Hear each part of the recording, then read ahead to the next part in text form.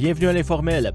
Aujourd'hui, nous recevons dans nos studios un homme bien connu en Outaouais, Roch Cholette. D'abord diplômé en sciences comptables, il s'est lancé en politique municipale à Gatineau en 1992 dans le secteur Mont-Bleu, alors vacant. En 1998, il fait le saut en politique provinciale et est alors élu comme député du comté de Hull pour le Parti libéral, poste qu'il occupera jusqu'à sa démission en 2008. Par la suite, pendant plus de 9 ans, il a animé l'émission Solide comme le rock, le midi, à l'antenne du 104.7. Alors, bienvenue, Roch Cholette. Merci d'être avec nous aujourd'hui à l'Informel. Ça fait plaisir.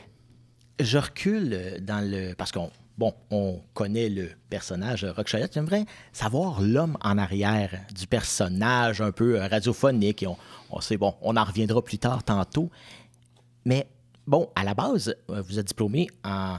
tu es diplômé en... tu as un bac en administration des affaires. En sciences comptables. En sciences comptables. Je suis comptable, moi. Oui, c'est ça. Comptable pendant des années. Là, j'ai pris quelques petites notes aussi. Vous avez fait même de la politique municipale. Député libéral au Québec.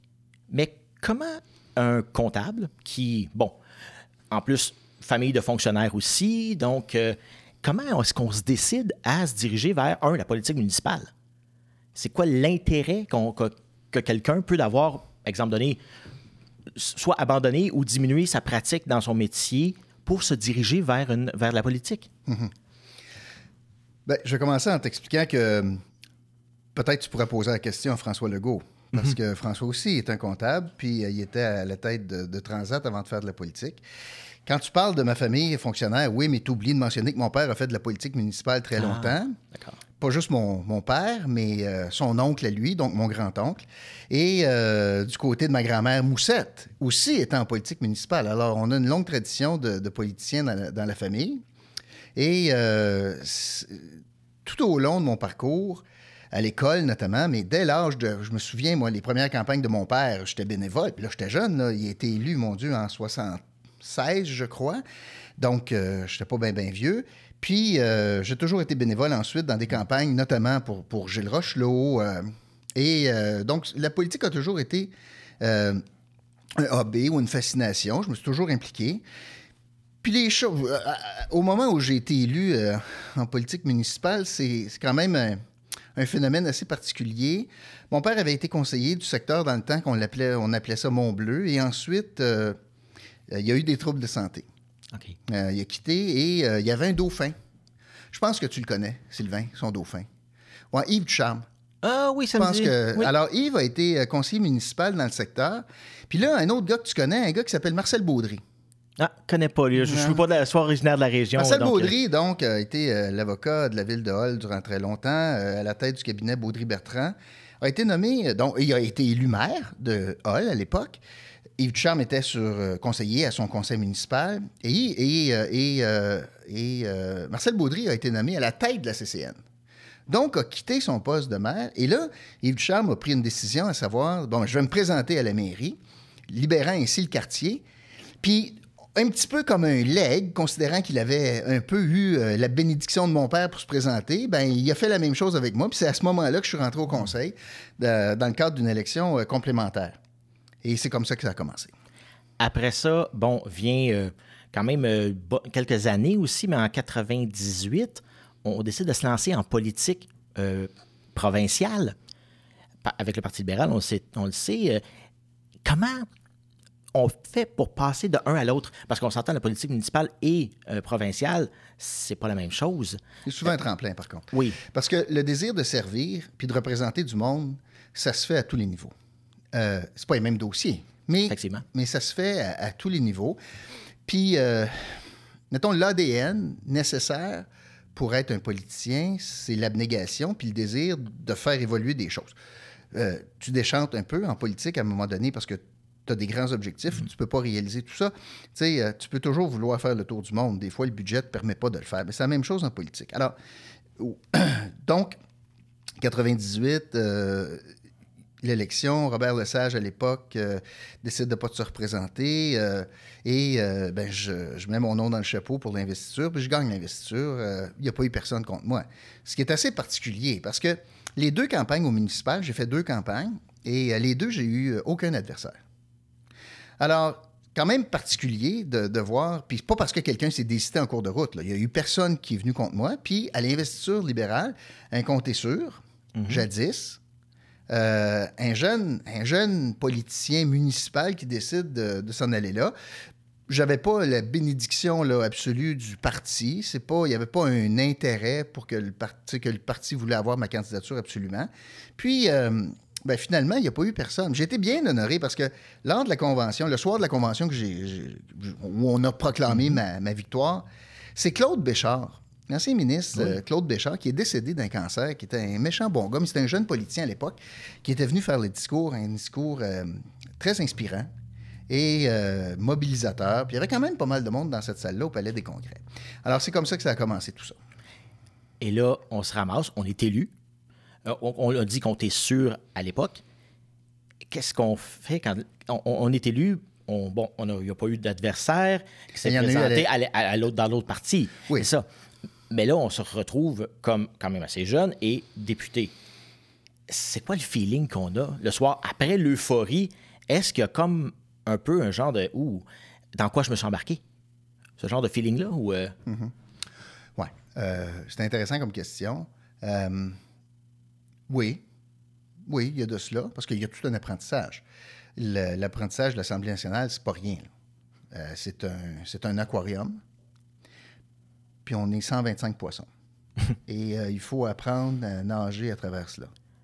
Et il y a bien des choses à apprendre une fois que tu arrives à l'Assemblée nationale, parce que tout à coup, tu as des rôles, tu as un rôle de parlementaire, tu as le rôle des députés dans le comté, de représentation, mais tu as le rôle, dépendamment si tu es au gouvernement ou dans l'opposition, tu as les fonctions additionnelles qu'on t'impose ou qu'on te suggère ou qu'on t'offre. Et tu as aussi tout le rôle partisan pour le parti. Le membership, l'association, le financement, etc. Fait que tu as vraiment 4 composantes avec lesquelles tu dois jouer. Et je dirais même, il y en a une 5e. C'est de plus en plus présent, où on en parle de plus en plus, mais la conciliation travail-famille. Moi, quand j'ai commencé à Québec, c'était une notion qui n'était pas très débattue. J'ai siégé sur un comité, moi. Il n'y a pas beaucoup de gars qui siégeaient là-dessus. Je me souviens, je pense que c'était Nicole Léger qui, à l'époque, présidait le comité, où les parlementaires, on essayait améliorer les conditions de travail pour permettre une meilleure conciliation travail-famille. Et puis là, je te parle de très longtemps passé. Ça avait commencé. Plus de 20 ans, là. Oui, c'est ça. Alors, déjà là, on avait une préoccupation que les horaires, ça n'avait pas de bon sens, puis on prenait pour acquis que, dans le fond, c'était que des hommes qui ne s'occupaient pas des enfants qui siégeaient à l'Assemblée nationale, selon les règles qu'on avait. Bon, ça a changé, c'est mieux maintenant, un peu mieux, mais ça remonte à longtemps là, qu'on a eu ce débat-là. Alors oui, c'est... Il y a aussi, tu me demandais, tu te sens comment le soir de l'élection, après l'euphorie, c'est que tu as un poids sur les épaules. Là, tout à coup, tu as un poids sur les épaules parce que, contrairement à certains politiciens, ce que certains affirment, c'est que à partir de ce moment-là, il n'y a plus le citoyen Cholette puis le politicien Cholette, tu sais. Ça vient s'unir. Ça vient de s'unir, c'est ça. Et t'es député 365 jours par année, 24 heures par jour. Là. Oui, puis on l'a vu d'ailleurs récemment avec un certain député libéral qui avait oublié une petite caméra allumée dans un moment inopportun. Là. Et donc, ça peut arriver, tout se suit. On a quand même avoir quand même une rectitude aussi.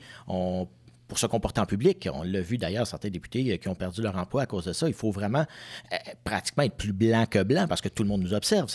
Ça doit quand même avoir une pression sur l'homme en tant que tel. Ouais. Je pense que c'est plus les personnages publics que simplement les politiciens. On a le même genre de fardeau de rectitude pour les artistes. Alors, c'est un peu la société dans laquelle on vit. Et puis, on dit en politique, il y a une partie qui vous aime, une partie qui vous aime pas, puis une partie qui s'en fout un peu. Qu'est-ce qu'on fait avec ceux qui ne nous aiment pas? Non, c'est très bien ainsi. C'est très bien ainsi. Le pire politicien est celui qui tente de se faire aimer par tout le monde. Le pire politicien, c'est qui trouve la couleur beige une belle couleur. Le pire politicien est quelqu'un qui n'a pas de valeur ou qu'elle migre au gré des sondages. Dire ce qu'on pense, puis avoir des convictions, ça, c'est dur dans la vie. Les respecter aussi. Et de vivre avec l'opposition, des gens qui pensent qu'on a tort, Si tu n'es pas prêt à faire ça, là, va pas en politique. Si tu n'es pas prêt aussi à vivre avec des gens qui vont vouloir débattre avec toi, ben, va pas en politique. Des politiciens que je connais présentement, là, qui ont une peur bleue de la contestation, du dialogue, d'opinions divergentes, pas des bons politiciens. C'est du monde qui sont là avec un ego démesuré. Puis le pire ennemi du politicien, c'est l'ego. Intéressant. Puis on en voit aussi, avec aujourd'hui les réseaux sociaux, l'ego est souvent mis de l'avant. On est présentement, on le voit là, avec la pandémie qui n'arrête pas de se terminer. C'est comme un genre de jour de la marmotte ces temps-ci. Là. On parle de déconfinement. Mais justement, comment un politicien peut réussir à naviguer là-dedans? Parce que c'est, comme on dit, régner en temps de guerre, c'est jamais bon pour un politicien parce qu'on va devoir prendre des décisions qui sont souvent impopulaires pour le bien, le bien commun, le sacro-saint bien commun. Donc, comment est-ce qu'on peut se diriger quand il y a une période de crise dans une vie de politicien? Parce que, bon, on peut en vivre au niveau du parti, au niveau du politicien lui-même, au niveau québécois. Comment on voit arriver une crise? Comment on gère ça en tant que politicien, surtout quand c'est nos premières armes? Ben, je ne te ferai pas croire que j'ai eu à gérer une crise de l'ampleur du verglas ou de la pandémie ou du déluge au Saguenay. Je n'étais pas premier ministre, je n'étais même pas au Conseil des ministres. Alors, je ne te ferai pas croire ça. Mais le fil conducteur en politique, c'est les valeurs. Les valeurs, ça reste. Les programmes politiques, ça passe. Un petit peu plus d'argent ici, un petit peu moins là, une priorité ici, une priorité là. Avec le temps, ça bouge, ça. Puis ça bouge au gré des événements. C'est les valeurs de la personne qui témoignent, dans le fond, de son engagement. Ce qu'on vit présentement, et je le dis dans mes podcasts, c'est pas une période simple à gouverner, là, ça c'est certain, là. Mais ça ne peut pas expliquer, justifier l'économie du débat ou l'économie de la démocratie. Et de gérer le Québec par décret, plus d'une centaine, faisant fi de la Maison du peuple, pendant plus d'1 an et demi, ça laisse des séquelles. On a un gouvernement qui, 2 fois, décide de charcuter des droits individuels en utilisant le bouclier de la clause non-obstant pour dire que la Constitution ne s'appliquera pas à des Québécois en matière de signes religieux et en matière de langue. Moi, j'ai dit que sur la question de la langue, bien que c'est beaucoup plus vaste comme bouclier que ce que M. Bourassa avait choisi, c'est inacceptable qu'on l'ait utilisé sur la question des signes religieux. Alors, on a un gouvernement qui est assez autoritaire, merci, contexte particulier, qui décide de se fouter de la charte 2 fois. Là, il y a une occasion, par contre, avec le plan de déconfinement, de le soumettre là, aux élus du peuple. Là. C'est correct, un gouvernement majoritaire, on peut comprendre qu'ils vont gouverner, mais ça ne fait pas l'économie d'un débat à l'Assemblée nationale. Puis on parlait aussi tantôt des valeurs. On l'a vu, beaucoup de gens, de politiciens vont faire des changements de parti, des transfuges. On appelait ça à une certaine époque les girouettes. On n'a plus le droit de l'utiliser maintenant. Comment c'est vu une personne qui passe d'un parti à l'autre, comme à peu près diamétralement opposé, exemple donné, quelqu'un partirait du Parti libéral, elle s'en est au Parti québécois, exemple donné. Cette personne-là, comment elle est perçue par les autres du parti duquel elle part? Exemple donné, vous partez un collègue s'en va à une autre place avec des valeurs qui sont complètement diamétralement opposées, peut-être pas au niveau au premier niveau, mais dans les fondements du parti. Comment est-ce qu'on ne se sent pas trahi un peu par ces personnes-là? C'est intéressant comme question. Il faut faire bien attention aussi dans la définition. J'entends, moi, des gens qui, dans le même sens, vont dire c'est une trahison ou c'est une girouette de passer des libéraux québécois aux conservateurs fédéraux. On n'est pas là. C'est pas du tout ça, là. Pas du tout. Mais de faire comme François Legault, de partir du PQ, lui qui était l'artisan du budget de l'an 1, qui a voué sa carrière politique à l'indépendance du Québec pour devenir un premier ministre, fonder un parti qui est ni pour ni contre, bien au contraire, la souveraineté? Est-ce que c'est quelqu'un qui a trahi sa pensée? Ou est-ce que c'est quelqu'un qui a vu la lumière en disant « c'est plus ça le goût du jour ». Quelqu'un qui a fait le parcours inverse, qui part de la CAQ comme président du parti, puis qui devient chef du Parti libéral du Québec. Puis on le voit, tous les problèmes de Dominique Anglade, de s'approprier les valeurs de Claude Ryan chez les libéraux. On le voit, là, le manque de valeurs. Quand je vois quelqu'un comme Marguerite Blais, qui part des libéraux du Québec pour s'en aller parce qu'on lui promet une limousine, parce qu'elle avait quitté les libéraux quand Couillard n'avait pas enlevé sa limousine, puis s'en va à la CAQ parce qu'on lui a promis des maisons des aînés. Que ça soit bien ou mal. Est-ce qu'elle est là pour l'intérêt commun ou pour son intérêt à elle? Parce que je veux revenir sur la question des girouettes. Le mot girouette a été proscrit à l'Assemblée nationale. J'ai eu beaucoup de plaisir, moi, avec les présidents à l'époque, parce que je demandais de me dresser la liste d'oiseaux ou de peu importe que je ne pouvais plus utiliser.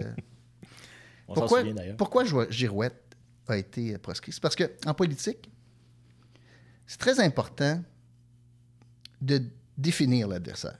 C'est une étape incontournable de définir l'adversaire. À l'époque, on avait tellement bien défini Mario Dumont de girouette que ça a collé à telle enseigne que le mot a été proscrit.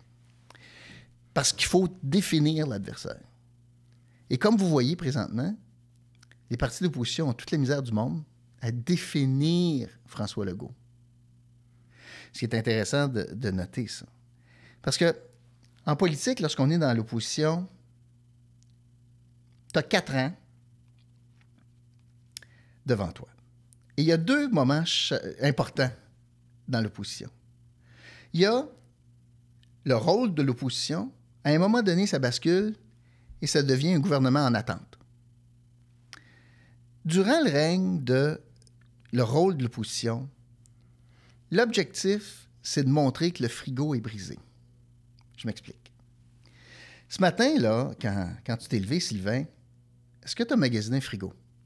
Pas vraiment, non. Pourquoi? Parce que le mien fonctionne. Voilà. Campagne électorale, il n'y a personne qui magasine un nouveau frigo s'il n'est pas convaincu que le sien est brisé. Le parti politique ou le chef qui s'en va, le gouvernement, les oppositions doivent démontrer que le frigo est brisé pour qu'on soit à la recherche d'un nouveau frigo. Et c'est assez simple. Il faut démontrer, donc, et on mesure ça avec le taux de satisfaction. Il faut démontrer que le frigo est brisé. Après ça, tu magasines les circulaires. On appelle ça une campagne électorale. Tu cherches le meilleur frigo, puis tu l'achètes le jour du vote. Présentement, les Québécois considèrent que le frigo n'est pas brisé. Pas parce qu'il n'y a pas d'enjeu, mais parce qu'il n'y a pas d'opposition. Puis donc, on est majoritaire dans un parti. Est-ce que cette majorité-là ne peut pas nous monter à la tête à un moment donné? Ça, c'est intéressant. Je ne suis pas sûr que je vais prendre l'expression « monter à la tête », mais va contribuer à une notion qui s'appelle l'arrogance du pouvoir. Et ça, c'est très dangereux. Parce que les Québécois sont impitoyables une fois qu'ils ont déterminé ça. On n'est pas rendu là. Mais l'arrogance du pouvoir en disant « je m'en balance, je m'en sac, sans décret pour la pandémie, m'en balance de l'Assemblée nationale », ne peut pas vivre ça trop longtemps puis trop souvent sans que ça ait des marques. C'est un couteau à double tranchant. Oui, il faut décider, mais... c'est ça, il faut diriger. Mais ce pouvoir du nombre, de la majorité à l'Assemblée,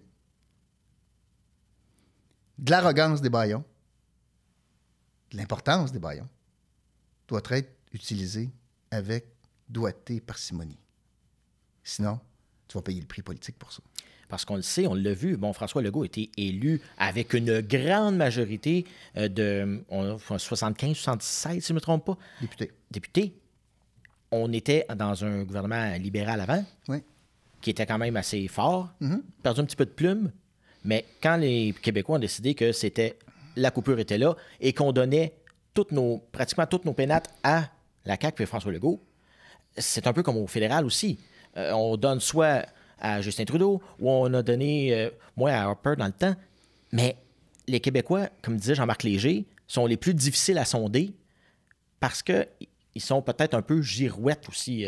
Et puis, c'est difficile à dire, bon, c'est tel parti qui va gagner. Là, on sent un peu, mais aussi, on voit une vague. On avait vu la vague orange avec Jack Layton au fédéral.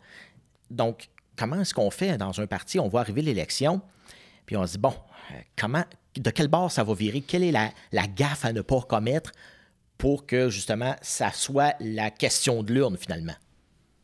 OK. Il y a bien des choses, là. Premièrement, le parti qui se pose la question, quelle serait ma saveur du jour pour gagner l'élection? 1, ne gagnera pas, puis 2, ne mérite pas de gagner. Réglons ça comme ça. Parce que je reviens en arrière à une question de valeur. Mm-hmm. Pourquoi j'ai une carte de la CAQ? Qu'est-ce que ça veut dire posséder une carte de la CAQ? En anglais, on utilise l'expression « What does it stand for? What do I stand for? » Même chose au PQ, puis chez les libéraux. Trop longtemps au Québec, et on voit la difficulté des libéraux présentement, trop longtemps, cette question de définition qui définissait qui on est était omnibulée par la question nationale. On est pour le Canada ou on est pour un Québec souverain. Cette question, évacuée momentanément du débat, comme on peut le voir, ça fait en sorte qu'il y a des partis qui se recherchent. Regardez le taux historique d'appui présentement au PQ. Qu'est-ce que le PQ représente? La gauche? Plus gauche que Québec solidaire? Un petit peu plus à droite que Québec solidaire? Il n'y a plus beaucoup d'espace à la glace. Là. Non, effectivement. Même chose chez les libéraux. Les libéraux représentent quoi? Pourquoi j'ai une carte du parti de Dominique Anglade aujourd'hui? Pourquoi quelqu'un aurait une carte du parti? Qu'est-ce que ça représente?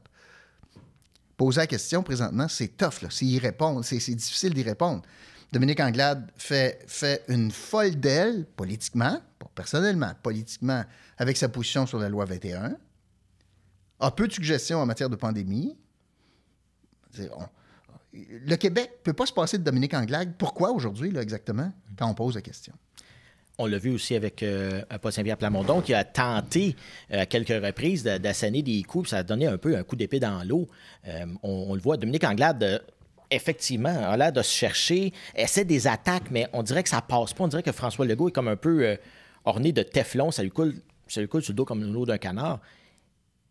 Comment on fait, justement, quand on voit ce chose-là dans l'autre parti, on se dit, au Parti libéral, qu'est-ce qu'on se dit pour que Dominique Anglade soit plus populaire ou qu'elle passe mieux, que c'est les attaques c'est une mauvaise question. C'est pas ça. Ça fait 20 minutes que je te dis que ça il faut pas essayer d'être plus populaire. Faut pas. Faut essayer d'être vrai. Puis de dire, voici ce en quoi je crois. Voici ce en quoi ce grand parti croit. Voici pourquoi on est membre libéral. Pourquoi on devrait avoir un gouvernement libéral. Puis ceux qui m'aiment me suivent. C'est comme ça que tu vas rebâtir un parti. Pas la saveur du jour, puis c'est le Sunday aux cerises aujourd'hui. Là, c'est pas ça. Fait que Dominique Anglade ou les autres partis d'opposition, bien que, je fais une parenthèse, je trouve que Québec solidaire, eux, cette question-là, c'est beaucoup plus facile d'y répondre. Ils sont à gauche, ils sont très à gauche. Eux autres, ils pensent qu'il n'y a pas assez d'impôts. Il faudrait même avoir un impôt COVID. Puis, tu sais, je veux dire, on paye jamais assez, puis on devrait en donner plus. Ça, c'est assez clair. Présentement, les sondages montrent qu'il y a à peu près 4-5 Québécois sur 100 qui pensent qu'ils ont raison. Parfait. Mais ils ont une position très, très simple, puis ils reviennent à leur valeur de base de parti politique. C'est pour ça qu'ils sont fondés. Puis moi, je trouve ça extraordinaire. Je trouve Gabriel Nadeau-Dubois un extraordinaire parlementaire. Je le trouve bon. Mais je connais leurs valeurs. Présentement, je les connais plus au PQ, puis chez les libéraux, puis je les connais pas plus à la CAQ. Si ce n'est que de charcuter des droits constitutionnels, ça ne sera jamais une embûche pour atteindre leur objectif. Ça, je le sais. On dit des valeurs. Bon, quelle valeur a encore... on parle du Parti québécois qui... Bon, on était pour la souveraineté du Québec. D'ailleurs, Paul Saint-Pierre Plamondon est assez clair là-dessus. Lui, c'est l'indépendance du Québec. Est-ce que l'indépendance est encore aujourd'hui un sujet... Bon, on le sait, ceux qui vont appuyer le Parti québécois sont clairs et nets là-dessus, mais est-ce que c'est encore un sujet qui est d'actualité? Lui prétend que oui. Non, mais c'est intéressant, là. Tu dis que c'est quelqu'un qui appuie le PQ vote pour l'indépendance. Bien, l'histoire nous montre l'inverse. Le PQ a pris le pouvoir à plusieurs reprises, Oui. sans faire l'indépendance. Mais ça veut dire qu'il y a du monde qui a voté pour eux autres qui ne voulait pas l'indépendance. Moi, je ne comprends pas ce vote-là, là. L'article numéro 1 du PQ. 1. Pourquoi je suis en politique? Parce que je veux que ça soit un pays. Puis il y a du monde qui dit il m'a voté pour ça, mais pas pour le pays. Attends une minute, là, ça marche pas. Mais ça, c'est le Québécois. Il y a les Québécois qui votent pour Philippe Couillard en disant moi, mon objectif, c'est déficit zéro. C'est bien important. Il faut équilibrer les budgets. En même temps, le même Québécois vote pour Justin Trudeau qui dit moi, je vous promets un déficit. Alors moi, je veux endetter le Canada, même en prospérité économique. Je pense que c'est ça la voie de l'avenir. Comprendre le vote québécois. Le même Québécois vote pour l'équilibre budgétaire puis pour un déficit structurel. Comment, justement, un parti... On voit ça. Comment un parti et l'autre vont déterminer qu'est-ce qu'il y a... comment que le Québécois va voter, c'est ça. Je me disais tantôt. Les valeurs. L'essayer, mais les valeurs... Pour revenir à leurs valeurs. C'est ça. Mais si les libéraux pensent que déficit zéro, c'est bien important, là, évidemment, dans le contexte, c'est moins important. Là. Personne ne croit qu'il faut revenir rapidement avec la pandémie. Mais c'est quoi les valeurs qui habitent? D'ailleurs, pour les libéraux, c'est assez facile, parce que c'est tout écrit. Tu n'as pas besoin d'être un devin. Claude Ryan, Claude Ryan, a écrit un fascicule là-dessus. Les valeurs libérales. Pourquoi je devrais être libéral? Il y en a 7 valeurs. 7. Fait que si tu prends ta carte, c'est parce que tu es d'accord avec ça. Si tu n'es pas d'accord avec ça, puis je soupçonne même que Dominique Anglade, il y a des valeurs là-dedans, elle n'est pas d'accord avec, puis ça paraît. Mais si tu n'es pas d'accord avec ça, tu es dans le mauvais parti. Va ailleurs ou convainc le parti de changer ses valeurs. ça, c'est difficile. Ouais. Ben, on va continuer d'en parler. On arrive déjà à la première section. Alors, je vous remercie d'avoir été avec nous si vous nous écoutez sur TVC Basse-Lièvre ou sur ma TV Outaouais. N'oubliez pas qu'on est sur Apple Podcast, SoundCloud et Spotify et aussi en version intégrale sur YouTube. Merci. Donc, comment on définit des valeurs à l'intérieur d'un parti politique et comment aussi on peut les faire évoluer? Mm-hmm. Parce que, bon, on s'entend, les valeurs d'il y a 60 ans, 70 ans, c'est peut-être plus les valeurs qui sont présentement. Mais comment on fait pour faire bouger ce bateau-là? Parce qu'on s'entend, un parti politique, c'est un bateau. Et puis, souvent, il y a des gens qui ne veulent pas modifier ces valeurs-là. Bon, je me souviens au PQ, ça a brassé souvent. Parce que, bon, on s'entend, le Parti québécois avait été...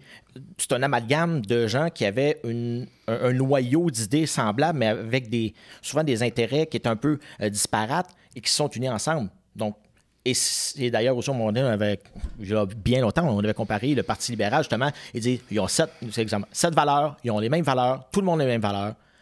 Donc, c'est un parti, c'est pour ça que le parti fonctionne. Mais comment on fait à l'intérieur d'un parti pour voir, comme, exemple, si on dit, bon, Dominique Anglade regarde les 7 règles, les 7 valeurs, puis dit, moi, la numéro 5, ça me fait pas. Ça ne va pas. Mais comment on convainc les autres en tant que chef? Ben, c'est ça un parti. C'est ça un parti. Puis c'est ça les instances d'un parti. Puis les conseils généraux, puis les congrès annuels, c'est là que ça se décide. Tu as donné l'exemple, Sylvain, un très bon exemple. Comment c'est dynamique et que ça bouillonne d'idées au PQ, puis il parle beaucoup de valeurs. Parce que quelquefois, la souveraineté est un moyen, puis quelquefois, c'est une finalité. Puis là, c'est toujours back and forth. C'est toujours... Et là, ça, c'est un parti d'idées. C'est un parti... Même chose que Québec solidaire. C'est sûr que c'est plus facile quand tu n'aspires pas à prendre le pouvoir. Comme Québec solidaire, tu sais, je pense pas qu'il y a personne qui pense qu'ils sont en ligne pour être un gouvernement en attente.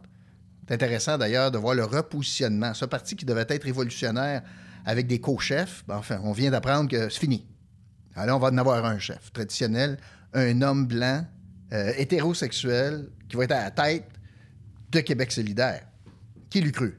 Mais c'est parce qu'on se rapproche plus un petit peu du centre afin d'être une alternative valable un jour comme gouvernement en attente, comme un prochain gouvernement. Donc, un parti bouge à travers ses membres. Parti bouge également à travers le choix de ses candidats. Et ça m'amène à parler de la CAQ. C'est un parti fondé sur l'opportunisme politique. La preuve, c'est un arc-en-ciel de toutes sortes de valeurs, d'anciens souverainistes, d'actuels souverainistes, d'anciens fédéralistes, de fédéralistes encore, du monde qui ne s'intéressait pas à la politique, alouette. Et regardons ce que ça donne comme choix de candidat. Contrairement aux autres partis, c'est le chef seul qui décide des candidatures. Pourquoi? Parce qu'on ne veut pas donner le pouvoir aux membres de former la slate de candidats au complet. Tous les partis se gardent des comtés. Là. J'invente rien. Là. Tous les partis se gardent des comtés. Mais qu'un chef se garde les 125 comtés, ça n'en dit long sur le respect de la CAQ pour ses membres. Non seulement c'est un parti qui n'a pas de valeur fondamentale, si ce n'est qu'on est tanné des libéraux, parce que c'était ça le discours. On est tanné du discours de chicane fédéraliste souverainiste. Alors que c'est François Legault qui est le propre artisan de ce chicane-là avec le budget de l'an 1, fonde un parti avec aucune valeur, si ce n'est que les valeurs d'opportunisme, et fait suffisamment pas confiance ou pas suffisamment confiance à ses membres pour choisir les candidats. Je me souviens, à l'époque, c'était pas encore un parti, et puis je pense que j'écoutais Paul Arcand à Montréal, puis il appelait ça la patente à Legault. Donc, il avait commencé à faire des sondages, un peu, il se promenait, a fait une tournée. On le voyait, ça s'en allait vers un parti politique, on ne savait pas quand. Et puis, il avait dit, si on prend le pouvoir, 10 ans, là, on se donne 10 ans pour prendre le pouvoir. Et après ça. Et puis là, boum, d'un coup sec, il se retrouve de parti d'opposition à parti majoritaire. Mm-hmm. Comment est-ce que, justement, on a vu ça dans les autres partis en voulant dire, hey, est-ce qu'on a raté quelque chose? Est-ce qu'on n'a pas vu venir la vague? Mm-hmm. Ben, je reviens à mon frigidaire. Je pense que les Québécois trouvaient que le frigidaire était cassé. Je pense pas que le frigidaire que le PQ proposait était alléchant. Puis le frigidaire cassé pour la dernière élection, c'était les libéraux. Fait que quand tu as été échaudé une fois par un Samsung, tu le rachètes pas. Fait que là, tu dis, après 12 ans, je vais changer de Samsung. Je vais aller dans LG, je vais aller dans frigidaire, je vais aller dans d'autres choses. Puis celui qui faisait moins peur, qui était plus centré sur les aspirations à court terme des Québécois, pas de menace référendaire, puis pas la gauche caviar de Québec solidaire, ben c'était la CAQ. Fait que c'était ça qui était disponible, c'est là que ça s'est fait. C'est un gagné par défaut? Ben, je dirais pas ça, parce qu'il y avait des propositions intéressantes. Mais c'est pas un grand parti de valeur, c'est ça que je veux dire. On a beaucoup gagné à cause de l'écart en titre des libéraux. Ça faisait très longtemps qu'ils étaient là, puis etc., l'usure du pouvoir. Tantôt, tu m'as posé la question, est-ce qu'on vit avec une personne sur deux qui pense que t'es pas bon en politique? Ben, mets ça fois 12 ans, puis toutes sortes de... Parce que une décision impopulaire, tu t'en souviens. Le citoyen, il s'en souvient. Je suis pas content parce qu'il a fait telle affaire, telle affaire.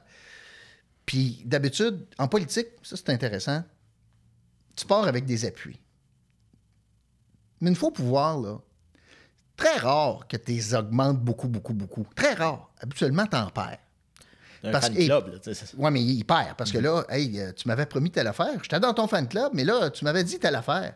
Oh, regardez le chef conservateur autour, qui gagne avec une position environnementale X, qui là décide de reculer avec la question du carbone, puis ses appuis s'effritent. Ben, c'est ça la politique. Puis François Legault ou la CAQ va le vivre. Pas là, mais un jour. C'est un cycle normal. La gouvernance, tu sais, en anglais, on dit « it's lonely at the top », là. Ben, le temps te rattrape quand tu es au pouvoir.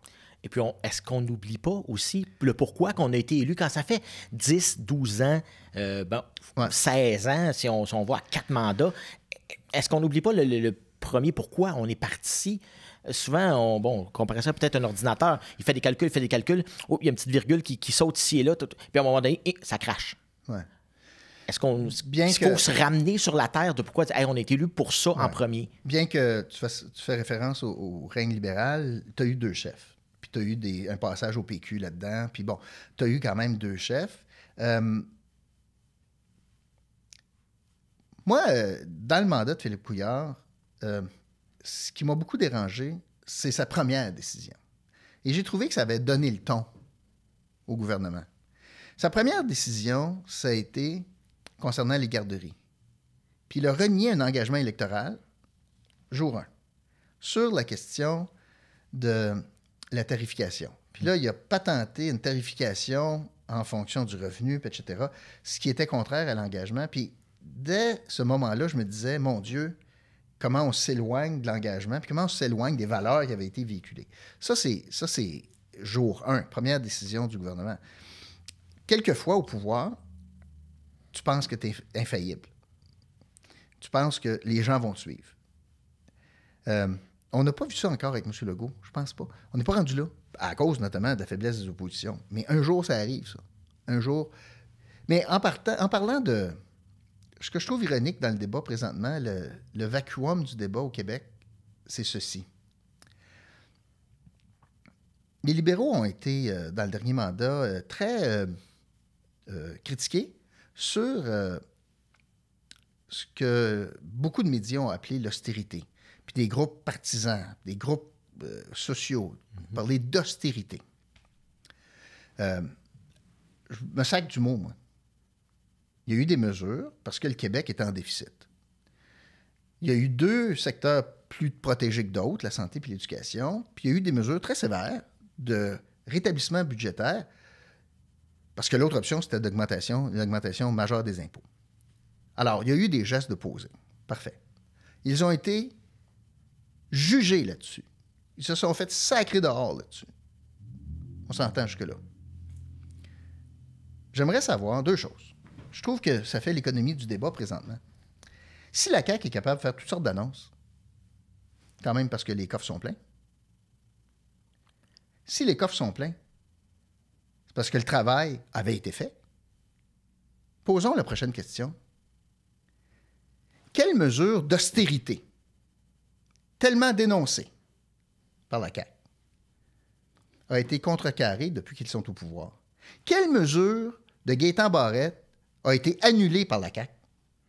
Donnez-moi un exemple de mesure libérale qu'on a dénoncée parce qu'on coupait, puis je parle de mesures structurelles. Pas juste mettre plus d'argent, parce que quand tu as les coffres pleins, c'est plus facile de mettre de l'argent.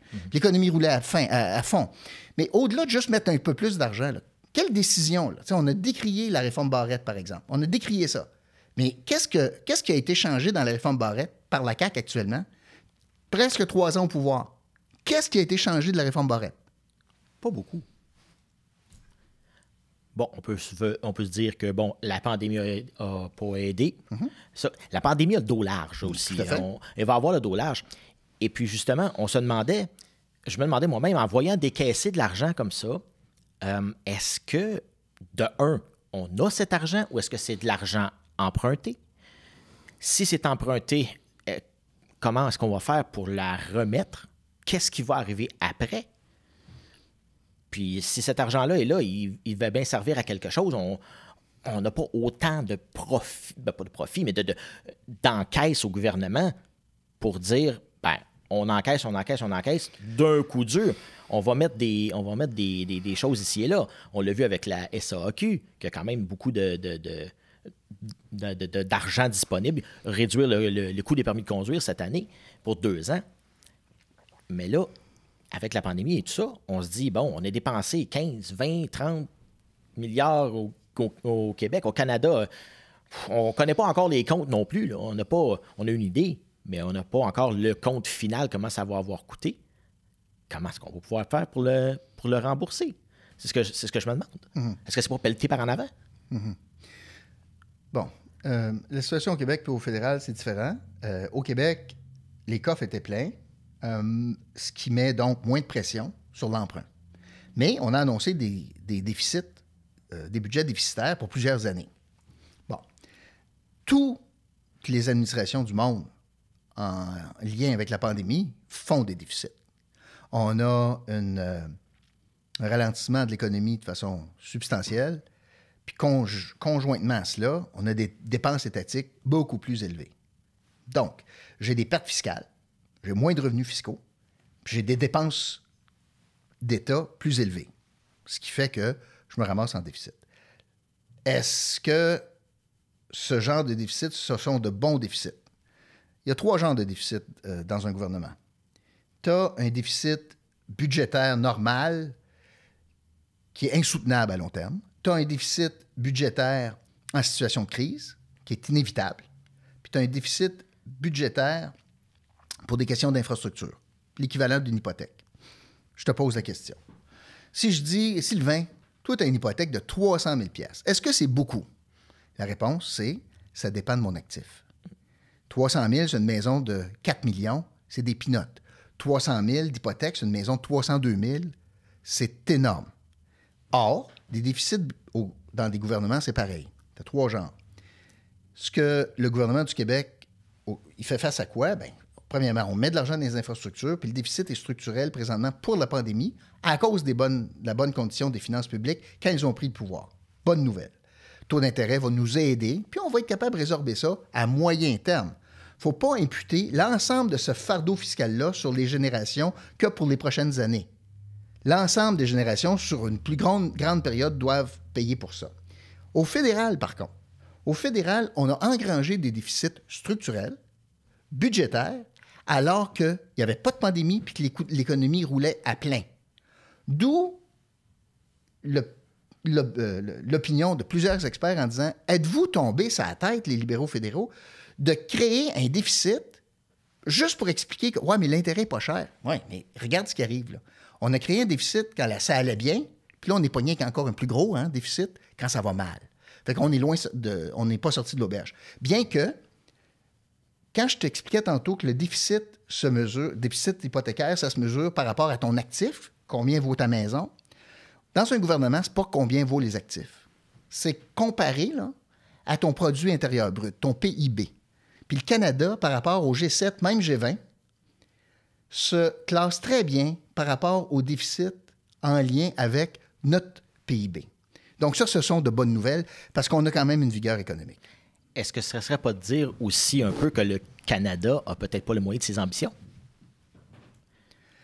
Bien, je viens de te dire que notre dette relative est gérable. C'est-tu souhaitable de...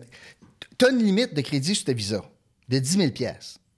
C'est-tu souhaitable d'avoir 9 800 dessus à toi et moi? Peut-être pas. Tu es capable de payer... Tu as une limite de 10 000. Mais le Canada, là, on est ça, là. On a une limite de 10 000, puis ta carte est à 9 800.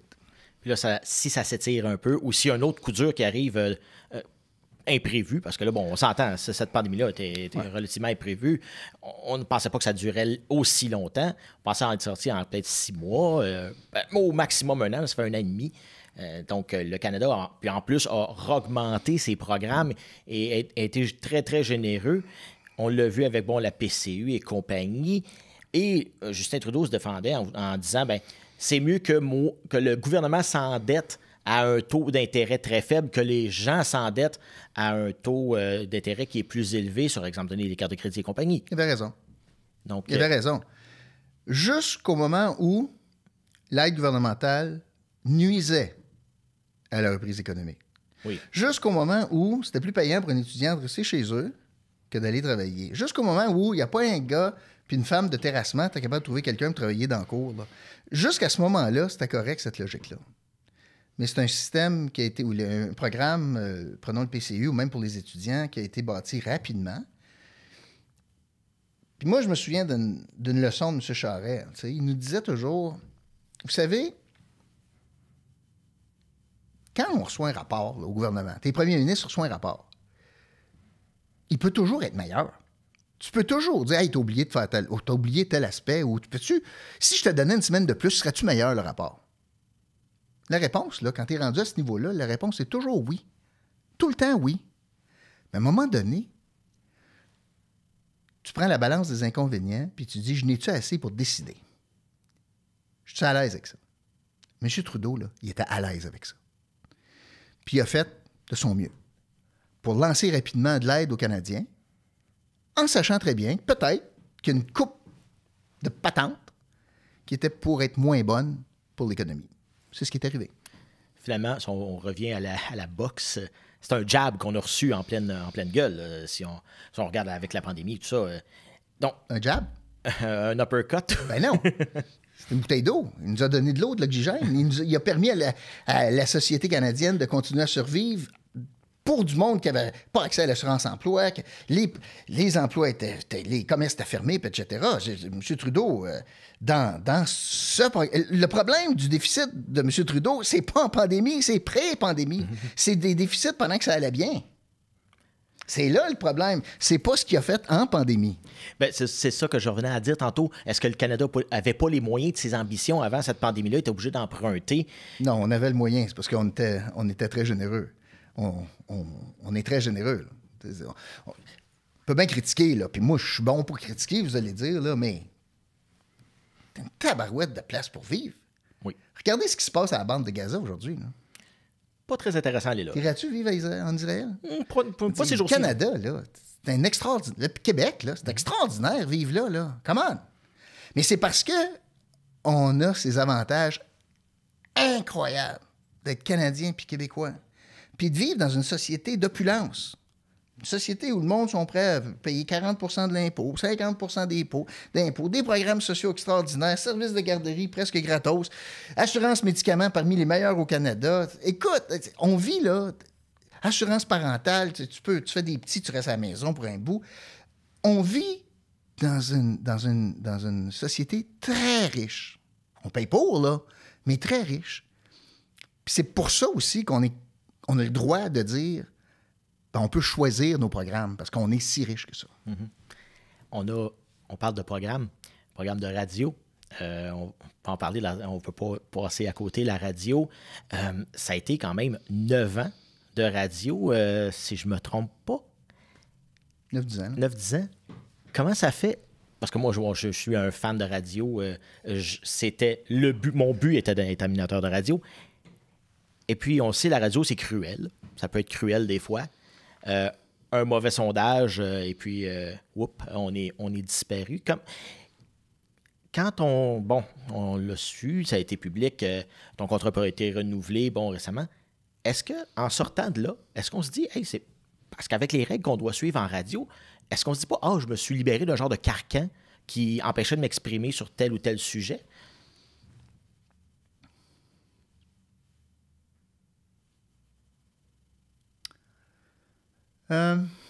Oui et non.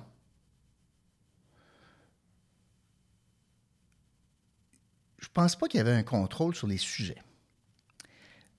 Mais la pression commerciale des radios publiques, pas publiques, mais des radios privées plutôt, fait en sorte que tu peux pas dire n'importe quoi. Puis tu peux pas dire n'importe quoi, mais tu peux pas questionner n'importe quoi. C'est ce que je veux dire. Mais je te ferai pas croire que je suis content que ça se soit terminé à la radio. Je trouve que j'arrivais à la fin du modèle qu'on avait. Entre autres, à cause de la pression économique exercée par la ville de Gatineau et son maire. Incapable de vivre avec le challenge puis le questionnement politique.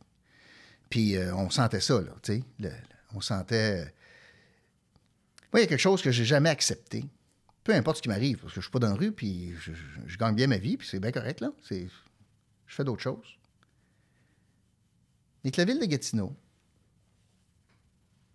menée par le cabinet du maire, dise à la police, pour une alerte Amber, non, vous n'irez pas au show de rock pour parler de l'enfant qu'on recherche.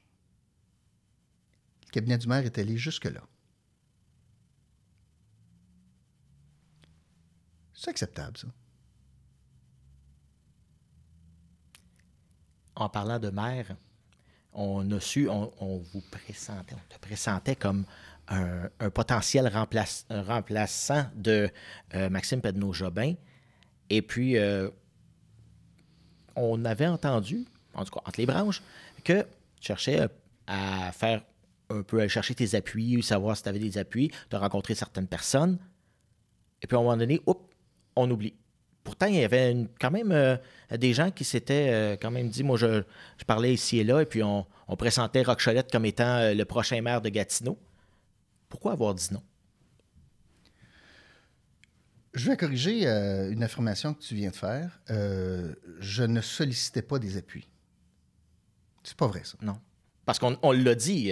Non. Je l'ai entendu à la radio qu'on avait dit, justement, bon, il s'en va, il fait des rencontres ici et là. Ben oui, c'est sûr. Je fais des rencontres. Est-ce que ça veut dire que je sollicitais des appuis?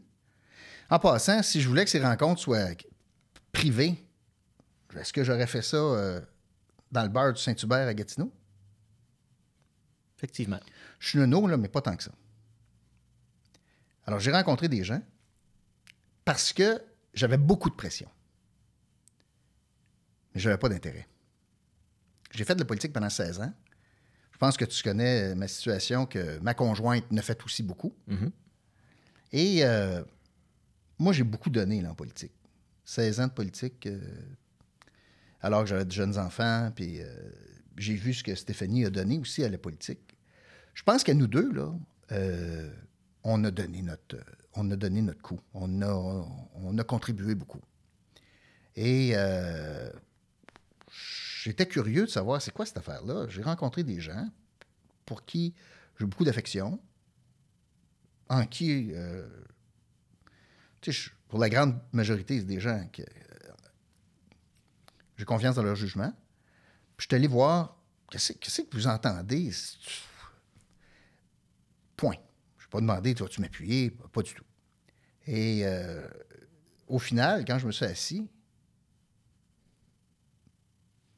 tantôt, j'ai parlé de valeur. Ça, c'est correct. Mais la prochaine chose, c'est que je t'ai aussi dit que c'est un job à temps plein.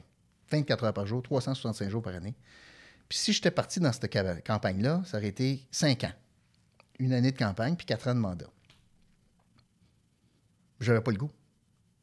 Régis Labaume me quitte pour les mêmes raisons que je ne suis pas embarqué. Tu es quelqu'un qui critique ou questionne, comme vous le faites, ma motivation de ne pas y aller. Régis Labaume, il est fatigué, c'est correct. Moi, je n'ai fait 16 ans. Je pense que j'ai le droit de dire j'ai donné à cette campagne-là. Puis d'ailleurs, je pense avec ce que j'ai fait et ce que je fais, je contribue quand même dans la sphère publique pour faire avancer une réflexion. Parce que moi, mon objectif dans la vie, là, puis je l'ai toujours dit à la radio, puis je le dis dans le podcast, je dis pas que j'ai raison. Jamais. Mais je dis, voici ce que je pense. Avec ma petite expérience, puis mes connaissances. Je regarde une situation, je vous offre ma réflexion. Voici ce que je pense. Vous en pensez quoi? Si j'ai réussi ça, là, j'ai réussi. Mais est-ce que justement, on ne pense pas, quand quelqu'un va questionner, est-ce qu'on ne pense pas, dire, ah, c'est ça, il nous donne son opinion, c'est qu'il veut prouver qu'il a raison? Non. Non.